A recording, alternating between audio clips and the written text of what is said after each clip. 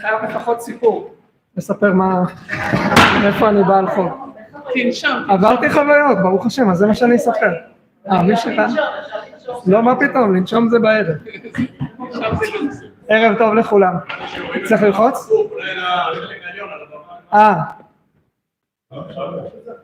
זה יכול לחוץ. תהיה למעלה. בסדר? יפה. אז אני רק מספר שבאתי מכינוס גדול של תלמידי ישיבות בכרם ביבנה. כנראה שהיו 2,600-2,700 תלמידים, 50 ישיבות או קצת יותר. זה עצמו דבר מרומם, ממש. אני לא אומר ששם בשורת האחדות של עם ישראל, מפני שזה בסך הכל לאחד שבט או חצי שבט. אבל כיוון שחלקנו כבר יודעים שגם זה לפעמים לא דבר מובן מאליו, אז אני שמח לחלוק את החוויה שהיא באמת מרוממת את הלב ונותנת הרבה כוח. אנחנו התחלנו ללמוד על הלל, אני מתנצל שאין דף, התחלנו ללמוד על הלל הזקן בשבוע שעבר, הגשנו את הדמות של הלל בתור נשיא ישראל, והעוצמה של המהפכה שהוא מחולל, גם באישיות ובאופן שבו הוא מנהיג את הקהל, הוא פוגש את האנשים, את הגרים שבאים להתגייר, והוא מקבל אותם, מגייר אותם, גיירי, מלמד אותם את התורה על רגל אחת, מקרב אותם, ועם ויתנותו של הלל, נכנסתנו, קרבתנו תחת כנפי השכינה. וגם בהיבטים הפסיקתיים, דיברנו על מהלך אחד של תקנת הפרוזבול, ששואבת את כוחה מראיית הצורך של העניים, וחזרה על פסוקי התורה להבין שמצוות שמיטת הכספים הייתה מצווה שיש לה מטרה. התורה פקחה את עינן ואמרה, אנחנו יודעים שזה יהיה קשה, אישה מלך פן יהיה דבר עם רווחה בליעל, אמר הלל, ואם לא מקיימים את המצווה, כלומר, אם יש הלוואה, ישמטו, אבל לא מקיימים את המטרה, מוטב לדבוק במטרה ולהסדיר את הקיום או אי הקיום של המצווה באמצעיכם. ותיקן את הפרוזבול. ניסיתי לדמיין כאן ביחד איתכם את המחשבה, איזה קולות שמעו באופוזיציה של הלל. מה זה לעשות את הדבר הזה? מה עשית לשמיטת כספים? אתה עוקר לנו דברים מן התורה. המשנה רואה בזה תקנה, ולדורות התקבלה התקנה הזו בתור מודל לדורות. ולבן עדיין, אם אני אוכל אני אבטל, או שזה הדבר הראוי. המבט הוא ודאי הדבר הראוי שיתקבל על כל ישראל. דבר דומה לזה ראינו במסכת ערכים, בנוגע למי שגואל את האדמה, גואל את הבית בעיר מוקפת חומה, לא נחזור. היום אני רוצה להתעכב על סיפור יותר מפורסם של הלל הזקן, וגם בו אני מבקש לנסות לזהות את המאפיינים שמלמדים אותנו מי זה הלל האיש, מי זה הלל המנהיג, אבל גם מה זו הפסיקה ההלכתית ותורת הפרשנות, אם תרצו, שהלל מביא איתו ומעלה אל הבמה כשהוא מגיע לארץ. המשנה במסכת פסחים קובעת, מלמדת, מורה, שההקרבה של הפסח דוחה את השבת. אם י"ד בניסן חל בשבת, מקריבים את קורבן הפסח בבית המקדש גם בשבת. זה שמקריבים קורבנות בשבת, זה כשלעצמו לא חידוש, זה ברור. כתוב בתורה שמקריבים ביום השבת, מוסף של שבת, מוסף שבת בשבתו, על עולת התמיד הנזכר, כלומר גם את קורבן התמיד מקריבים וגם את קורבנות המוספים מקריבים בשבת. בשבת מקריבים את הקורבנות הקבועים של הציבור. ברור שלא מקריבים בשבת בבית המקדש קורבנות של היחיד. ברור שלא מקריבים לא עולה שאדם מתנדב, לא שלמים שהוא יתנדב, אפילו לא חטאת שהוא חייב. את קורבנות היחיד לא מקריבים בשבת. השאלה היא, האם קורבן הפסח, שהוא לא קורבן תמיד, כבש אחד לכל עם ישראל, כבש אחד בבוקר ואחד בערב, או קורבנות מוסף שהם של כל ישראל, קורבן מוסף הוא חובה על כל יחיד או משפחה, או חבורה שמתקבצת. אז הוא לא קורבן ציבור, במובן הזה שיש קורבן אחד לכל הציבור. והוא גם לא ממש קורבן יחיד, הוא בטח לא פרי של נדבה, אבל הוא גם לא ממש קורבן יחיד, מפני שכל ישראל חייבים להקריב אותו במועד אחד מדויק, בי"ד בניסן.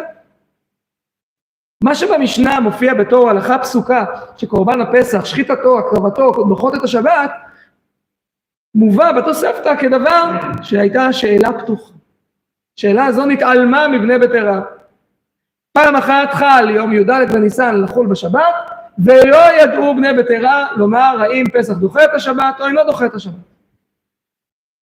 חידה אחת היא איך יכול להיות שההלכה כזאת נשתכחה, הרי פסח י"ד בניסן חל בשבת אחת לכמה שנים.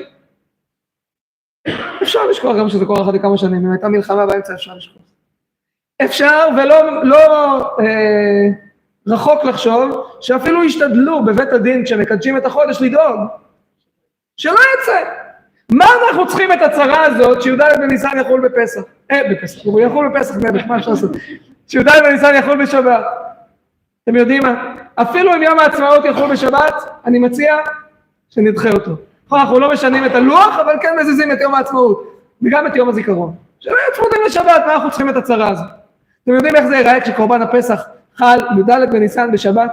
אני לא מדבר על ההקרבה של הקורבן, אני אומר שההקרבה של הקורבן היא בפיקוח של הכהנים. כל עם ישראל, אתם יודעים איך זה נראה כשעם ישראל מגיע? אתם חושבים עם ישראל זה אנשים כמו בעופרה. צריך לדאוג בשער שיגידו שלא נכנסים בשבת ליישוב, יהיה בסדר, 2-3 יחדרו בכל זאת בתחבולה. לא חבר'ה. עם ישראל זה כולם באים, לשמחתנו כולם באים. אבל אתם יודעים, שמירת השבת, עדיף להגיד, חבר'ה, נעשה את זה ביום חול, בוא נעשה את זה ביום חול. ביום חול מותר לבשל, מותר לנפנף, את הפסח עצמו הוא ודאי בצלייה, אבל גם את השאר, ביום טוב הרוב מותר. הרוב מותר. לנסוע ברכב עוד לא עלה אז על דעתו של אדם, שיש דבר כזה רכב, מנוע. כשהנכדים שלנו ישבו פה לשיעור, הם גם לא ידמיינו שהיה פעם מנוע שפעל עם אש. ידע את הדבר כזה. אבל אנחנו חיים בתקופה היסטורית משונה, שאנשים מבעירים אש כדי להגיע ממקום למקום. אתם יודעים איזה בלגן זה? בואו נראה כשלא יהיה. אולי זה מה שקרה. על כל פנים, ההלכה הזו התגלגלה לפתחם של בני ביתרה, והם צריכים להכריע בשאלה האם מקריבים קורבן פסח השבת, בשבת השנה. שאלו בני ביתרה האם יש כאן מי שיודע האם קורבן הפסח דוחה את השבת. אמרו, יש כאן אחד, והילל הבבלי שמו, שיודע אם פסח דוחה את השבת. אנחנו לא יודעים מה הוא יודע, אבל אנחנו יודעים שהוא יודע. הוא שימש את שני גדולי הדור, שמעיה ואבטליון, והוא יודע אם קורבן פסח דוחה את השבת. מספרת הגמרא במסכת פסחים, הברייתא הזאת מובאת גם בבבלי וגם בירושלים באופנים שונים, יש לה עוד מקבילות, שהילל הזקן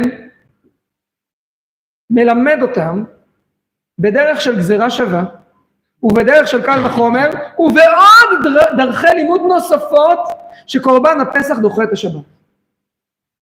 גזירה שווה.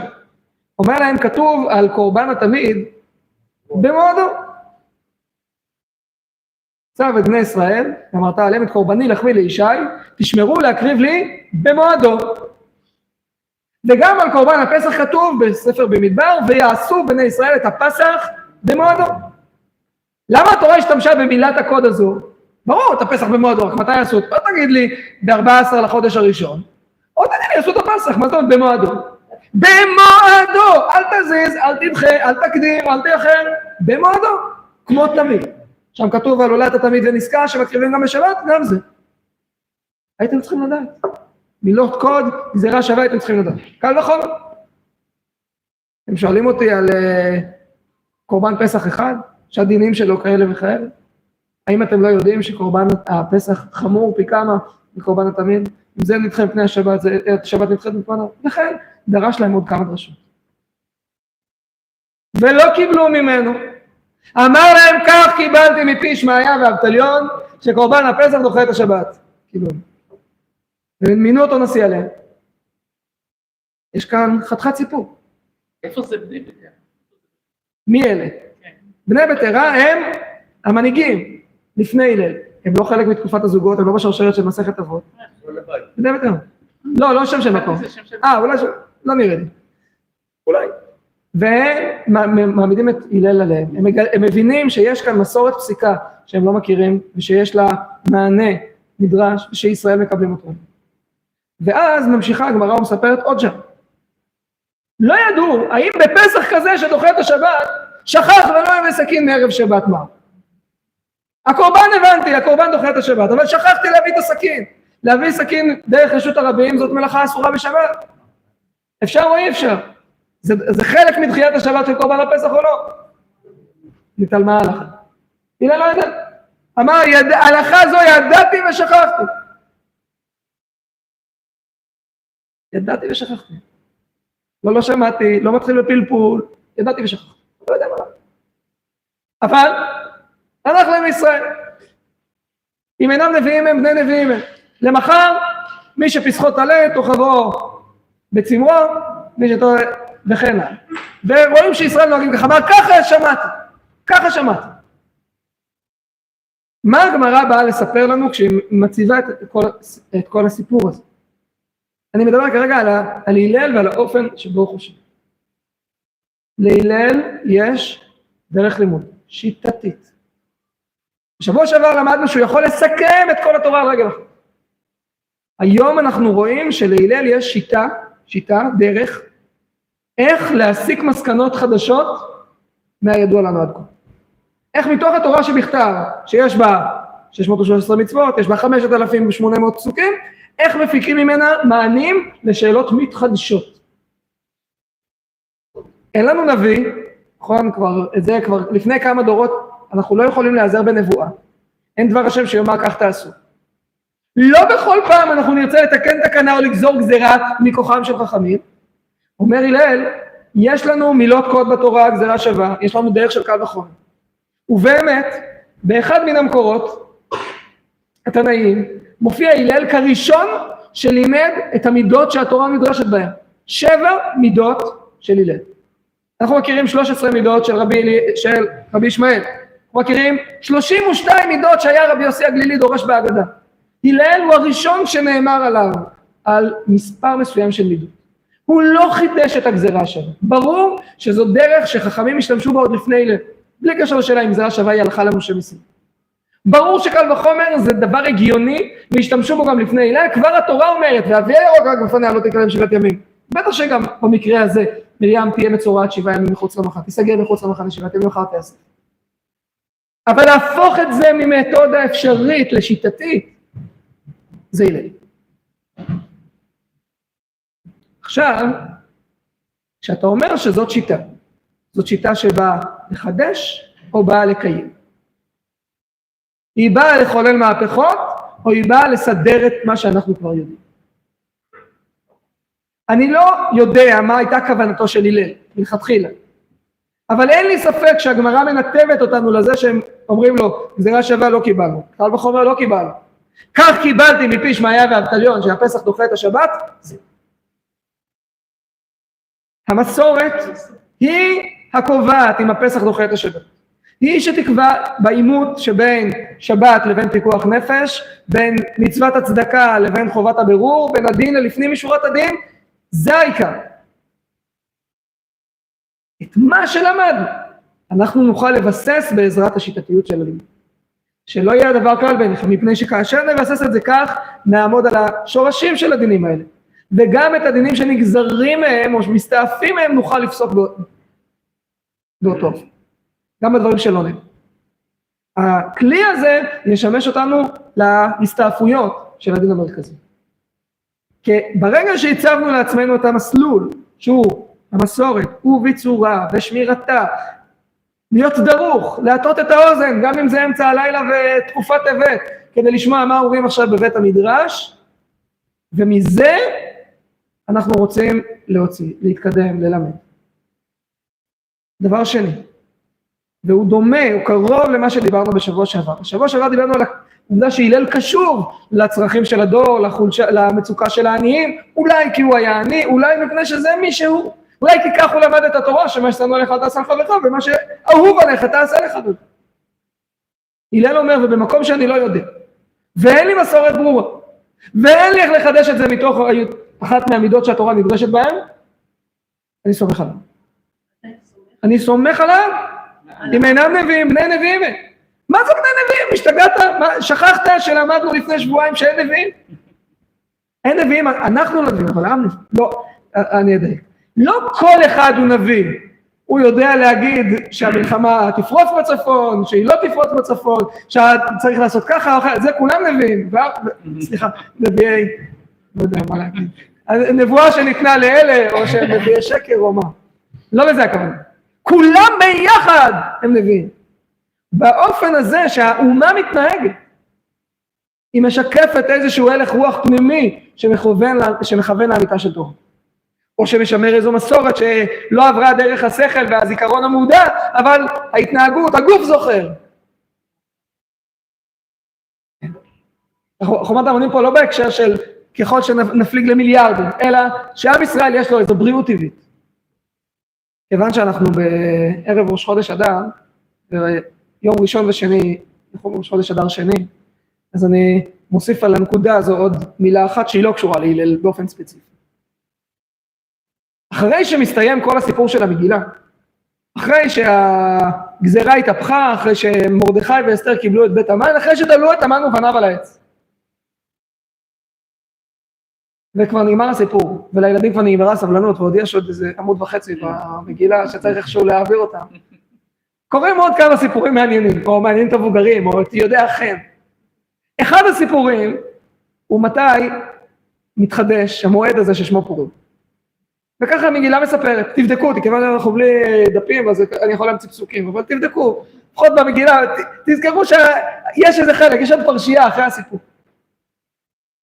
על כן היהודים הפרזים, היושבים בערי הפרזות, עושים את יום 14, חודש אדר, שמחה ומשתה ויום טוב ומשלוח מנות איש לרעהו. ויכתוב מרדכי, רגע, היה אירוע היסטורי. עם ישראל ניצל, העם היהודי ניצל מגזרת כליה. זה אירוע מקומי או אירוע היסטורי? צריך לברך על זה הגומל או שרק נשמת כל חי? סעודת הודיה, חג לדורות? התכנסה מועצת הרבנות הראשית, או לא התכנסה כי לא הייתה מועצת הרבנות הראשית וגם לא כנסת הגדולה, אלא על כן היהודים הפרזים היושבים בערי הפרזות התחילו, הם עושים חג. פורים את פרנקפורט, לא של שושן, התחילו את זה בערים הפרזות, לא בערים המוקפות חומה, לא מבוצרות, לא המרכזיות, ולא כחוק. ויכתוב מרדכי, ושולח ספרים לכל היהודים, מדינה ומדינה, ומשפחה ומשפחה. לקיים עליהם, מה זה לקיים עליהם? עד עכשיו זה היה זמן מקומית, אולי מנהג, התחלה של מנהג, עכשיו זה חוק. לקיים עליהם, להיות עושים, בזמניהם, י"ד וט"ו, והוא לא אומר, הם עשו שמחה ומשתה ויום טוב ומשלוח מנות איש לרעהו, הוא אומר להם להיות עושים, מה? ימי משתה ושמחה, ימי משתה ושמחה, ומשלוח מנות איש לרעהו ומתנות לאביונים. הוא מנתב את זה קצת אחרת, הוא אומר יום טוב לא, יום טוב לא. הגמרא במגילה אומרת על זה, יום טוב לא קיבלו עליהם. איסור מלאכה זה היה גדול עליהם, בלי איסור מלאכה, זה מדרבנן. ובמקום יום טוב אני אעשה לכם מתנות לאביונים. מצוין. או פירוש אחר, את מה שהם קראו יום טוב הוא קורא מתנות לאביונים. כי מה הופך את היום טוב להיות יום טוב? תעשה טוב. אם תעשה טוב זה יהיה יום טוב.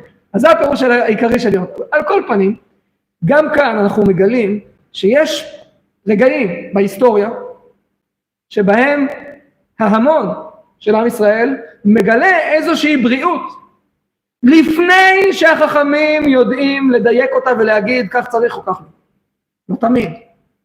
אבל כיוון שהשנה מתגלה גבורתם של האנשים הפשוטים, גם הלוחמים הגיבורים בחזית וגם הגיבורים שבאור, בהמונים, מתעלים לגודל השעה, למשימה כללית וציבורית, מרגישים שעם ישראל חי, בבהירות, בגדולה אישית, במסירות, אין קץ.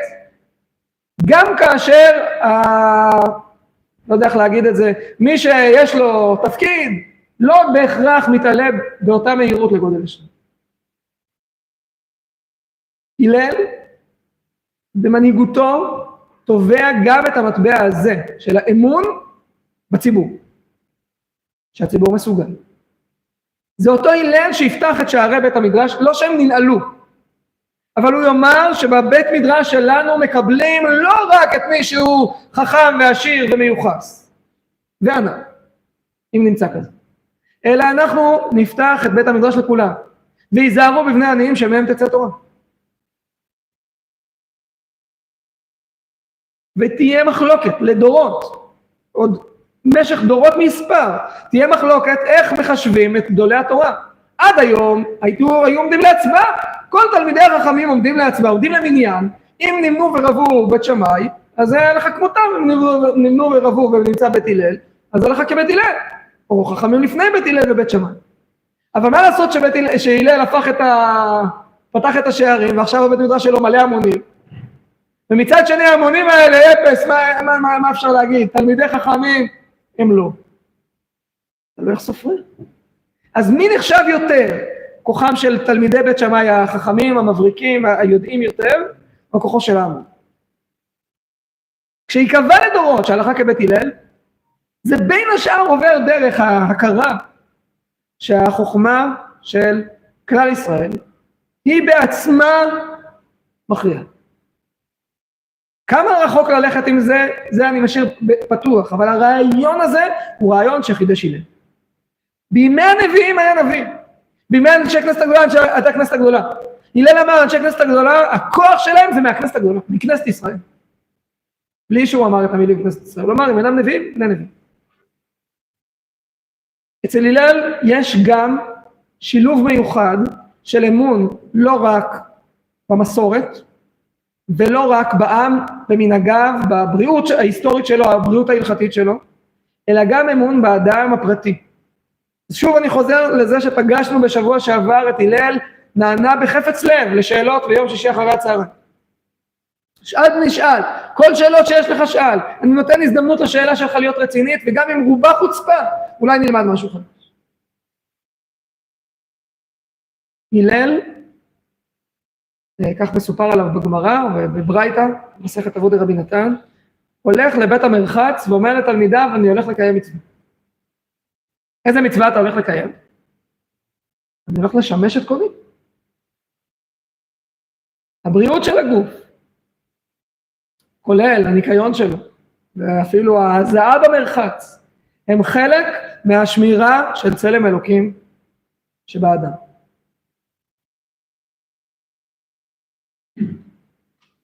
הרעיון שאומר שהבריאות הזו היא חלק מי שהקדוש ברוך הוא חנן אותנו להיות, וזיכה אותנו להיות, וחייב אותנו לראות בחיים האלה מצווה, זה חידוש.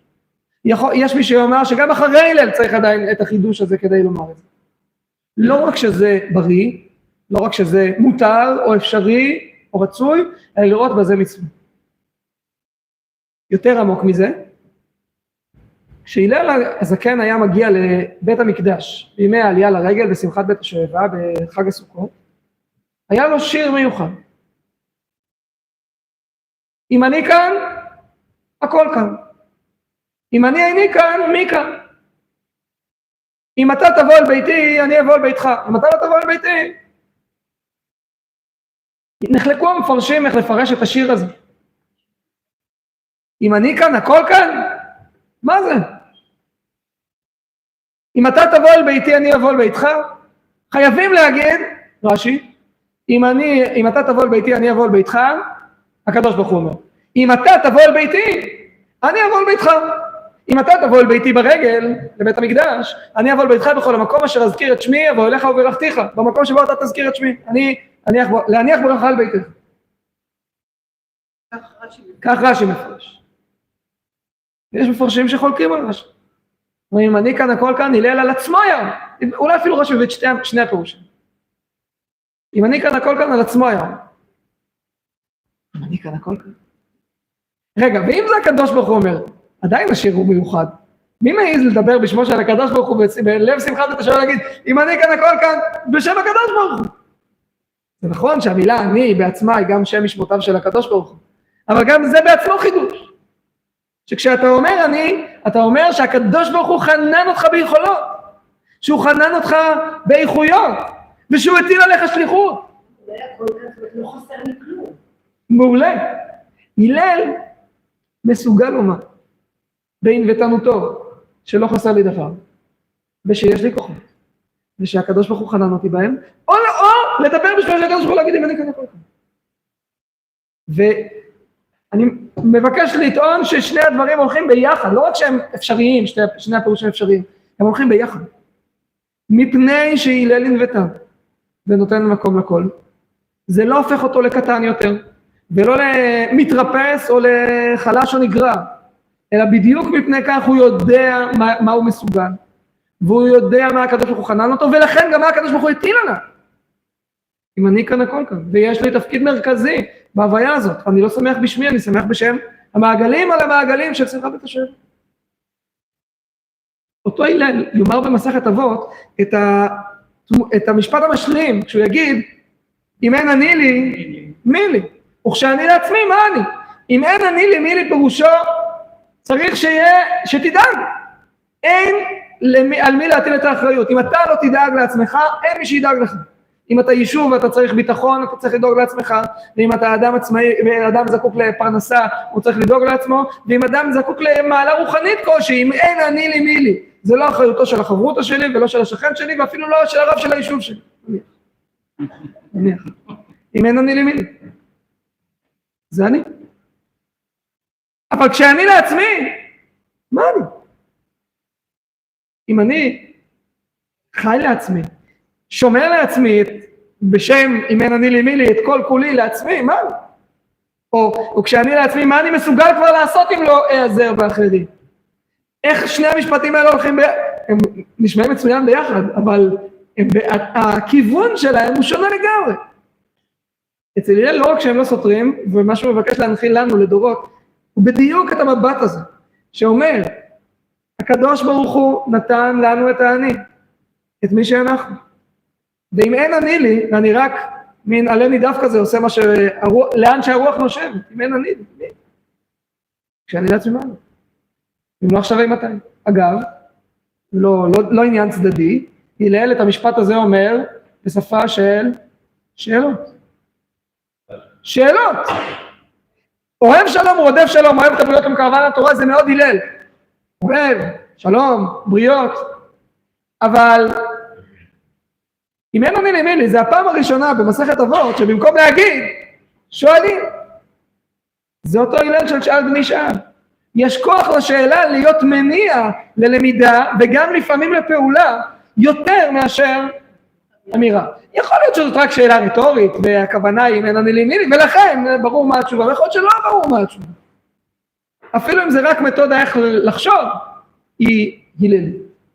הלל מאמין בשאלות של האנשים, בכנות הכוונות שלהם, בחיבור שלהם, או לפחות כשמדובר בכלל ישראל, עמוק עמוק לרצון השם נותן התורה, במסורת, שכולם הולכים למקום אחד.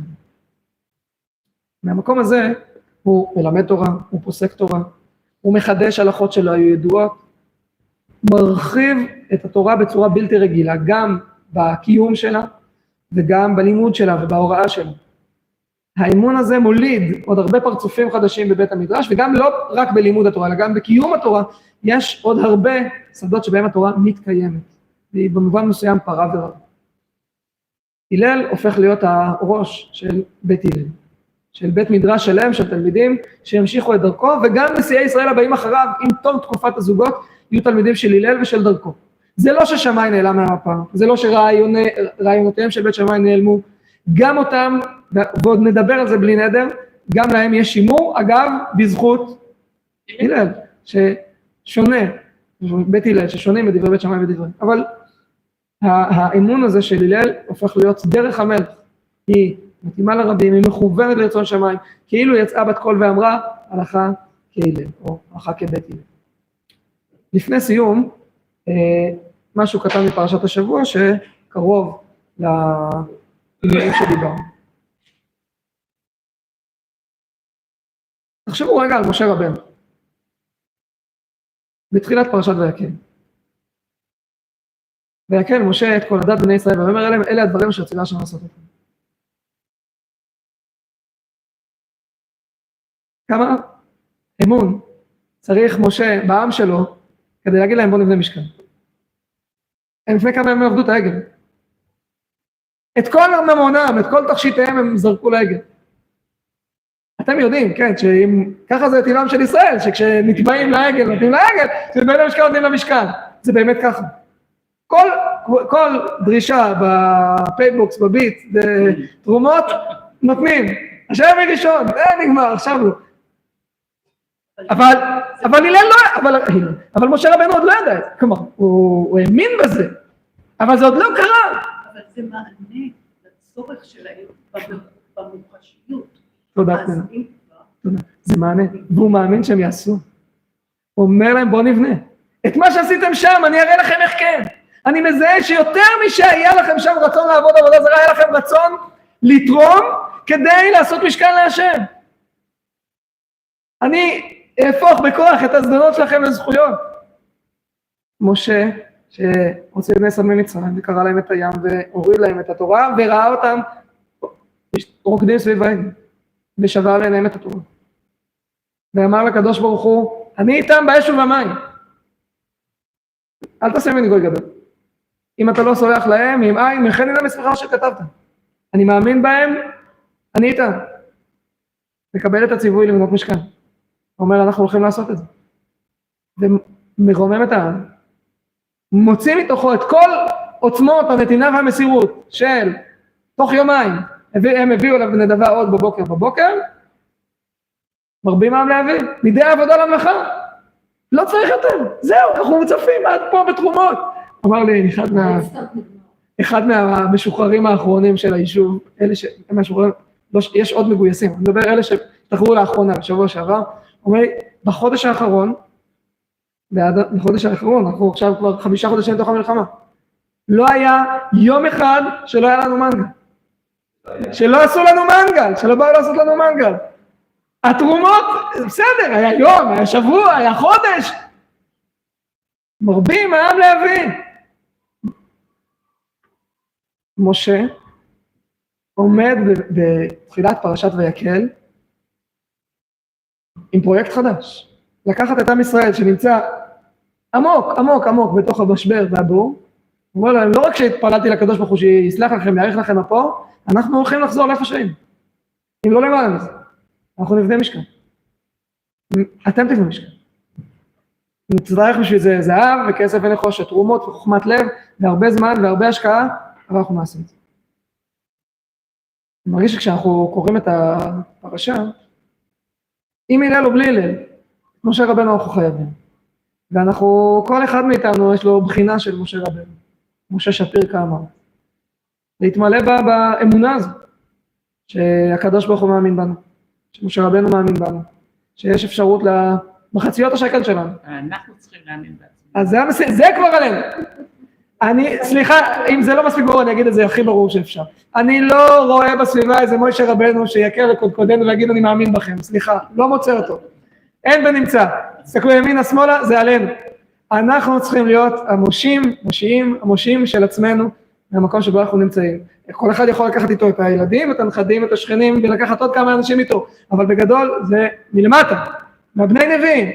אנחנו יכולים להתרומם במשבר בכל קנה המידה, בהיבטים הביטחוניים והלאומיים האחרים שמעסיקים אותם. להאמין שאנחנו בשורש של השורשים, מלאים ברצון של טוב, אנחנו מסוגלים להציב איזה יד של קדושה ורוממות רוח, שאליו אנחנו נתרום ונגייס את הכל, את כל העם, ועוד נראה שהקדוש ברוך הוא ישרה את שכינתו בתוכנו. שבת שלום. תודה רבה.